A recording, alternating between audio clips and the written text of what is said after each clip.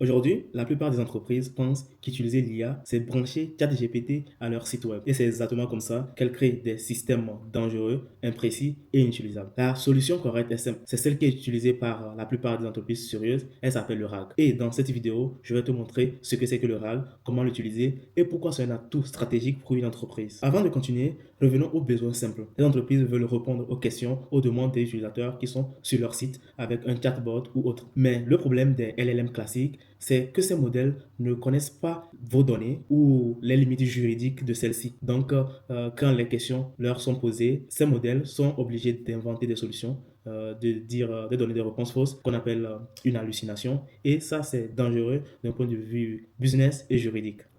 Et c'est là qu'intervient le RAG, ce qui veut dire Retrieval Augmented Generation, ou en français, génération augmentée par récupération d'informations. Alors, comment marche le RAG? Le principe est très simple. Au lieu de laisser le modèle répondre de lui-même à une question posée, lors de la question, on lui donne des informations de l'entreprise et grâce à ces informations, elle donne une réponse à l'utilisateur. Concrètement, comment ça se passe? On va d'abord vectoriser nos informations, que ce soit des documents PDF, un FAQ ou une base de données interne. Ensuite, quand un utilisateur posera une question, on ira chercher, c'est-à-dire le système ira chercher le document le plus pertinent pour cette question. Et pour terminer, on enverra la question et le document le plus pertinent au modèle. Ainsi, il aura le scope, il aura le contexte pour cette question posée et les informations qu'il devra utiliser. Il ne va donc pas halluciner, il va donner une réponse précise, concise et qui vient des informations officielles de l'entreprise. Le RAG est stratégique pour une entreprise parce que ça permet à l'entreprise de créer un chatbot qui peut lire la documentation de l'entreprise, comprendre les contrats, répondre aux questions des clients sans inventer. Ça lui réduira alors les coûts de support client. Pour des grandes entreprises, ça leur permet de centraliser l'information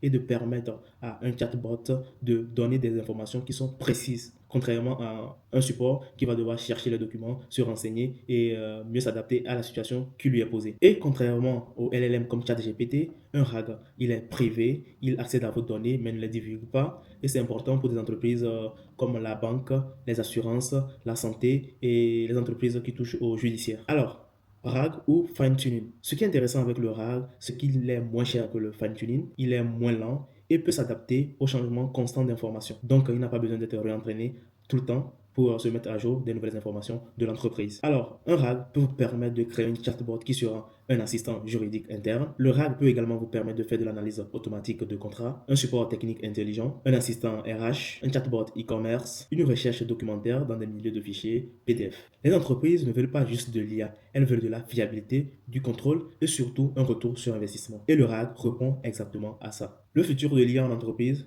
ça ne sera pas juste des modèles hyper puissants, ça sera surtout des systèmes intelligents, connectés aux données internes, sécurisés, observables et maintenables. Et aujourd'hui, le RAG est la base de cette architecture. Si vous travaillez dans la tech, comprendre le RAG n'est plus optionnel. C'est une compétence stratégique. Alors, si vous voulez que je fasse une vidéo un peu plus technique, où nous allons mettre en place un RAG avec du Face API ou de LangChain, n'hésitez pas à le dire dans les commentaires. Et si vous aimez ce genre de vidéo de l'IA Engineering appliqué au business, n'hésitez pas à vous abonner et à lâcher un like.